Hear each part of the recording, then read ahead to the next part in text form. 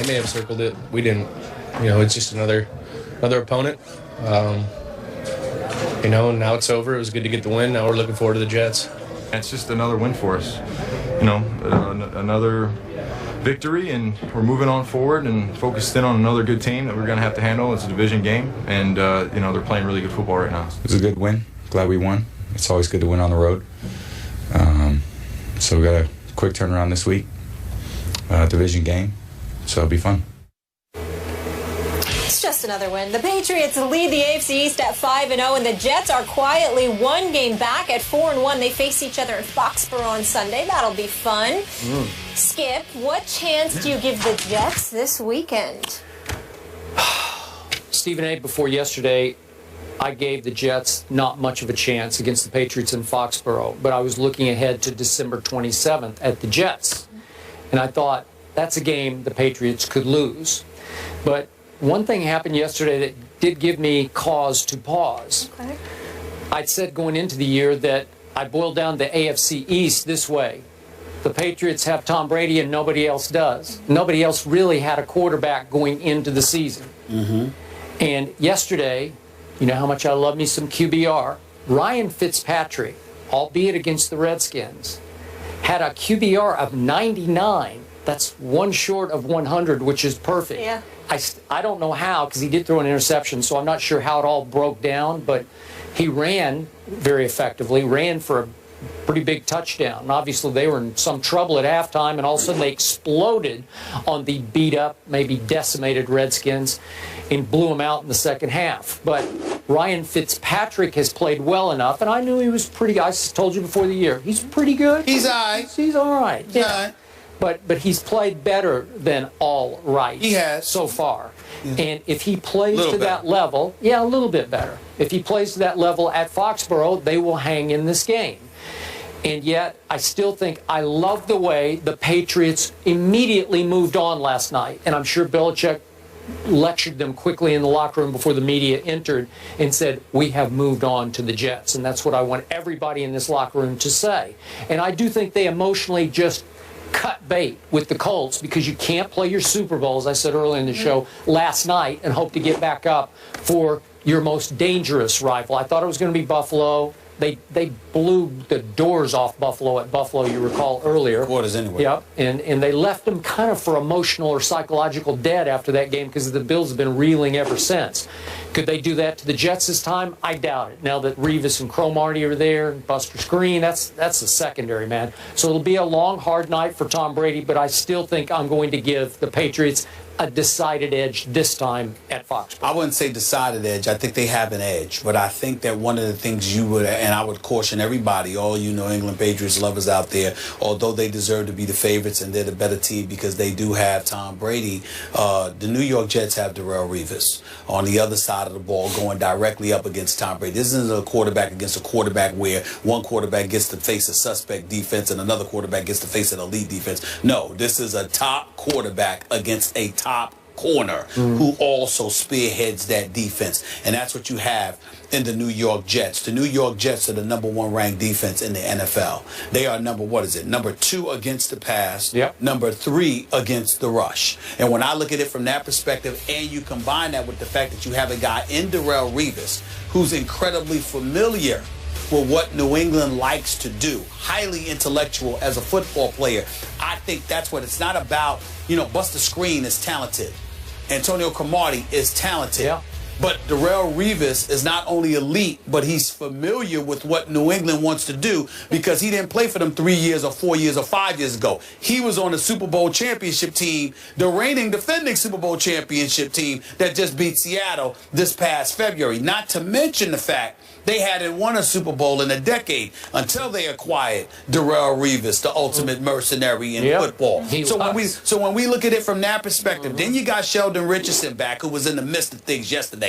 You've got a pass rush with him, with Williams, with Copeland, with all of these, with Muhammad Wilkerson and these guys. There is no question that they could put some potential heat on Tom Brady, not to mention the fact that David Harris's of the world and others are going to find themselves in a position where I'm not saying they can pull it off, but if anybody's capable of covering Rob Gronkowski, of covering Edelman and Amendola and those boys in their system, it would be these New York Jets. So it's one of those situations where I expect the Patriots to win, although I anticipate a hard-fought, relatively low-scoring game, you know, because I can't see Ryan Fitzpatrick being but so effective against New England. Brandon Marshall's having a good year. Eric Decker's back on the field. Ryan Fitzpatrick has surprised me, Skip.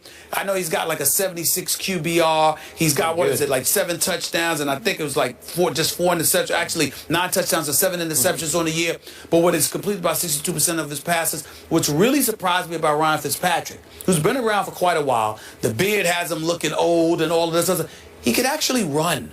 And I'm surprised. I've been pleasantly surprised by his ability to run a football. So I expect a hard-fought game. Wouldn't even surprise me if the Jets win. But I think going into the game, because it's in Foxborough and because it's Tom Brady, I think that you have to give New England an edge. But we reserve the right to change our mind by Friday. And I think this is going to be I think it's going to be a tough match. Okay, last really point. Sure. Remember, just as Revis got to look up close and personal at Tom Brady, Brady and Belichick got an inside look at Darrelle Revis last year, too. Good point. That's true. And the whole thing is, we've only really seen the Jets for one road game this year, and that was at Indy, second game of the season. Remember, the road game against Miami was in London. So this is their first real road game of the season, as far as I'm concerned. The Jets have now matched their win total from last year, and you guys probably didn't see it because of the games, but 60 Minutes did a great piece on Darrelle Revis. Talk about highly intelligent businessman. It's awesome. It's online right now. He knows what he's doing. The Eagles have dominated the rival Giants recently, so will that trend continue on Monday Night Football? I think not. We pick that game next. Don't miss Monday Night Football when Eli and the Giants face Chip Kelly in the division rival Eagles. That's tonight at 8:15 Eastern on ESPN. A 3-game winning streak has New York leading the NFC East at 3-2, while Philly is tied with the Cowboys in second at 2-3. New York is a 5.5-point underdog, but the Giants are encouraged about their chances, having both wide receivers Odell Beckham Jr. and Ruben Randle should play tonight. The team will make their final determination of their status a bit later on. Stephen A., who wins, G-Men or the Birds? Well, this is a tough one because normally I would pick the Giants, but I can't tonight. I have to go pick with the Philadelphia Eagles, and here's why. Odell Beckham Jr., hamstring. I don't think he's going to be 100%. Victor Cruz isn't even traveling. Prince Amukamara will not be there at the cornerback slot.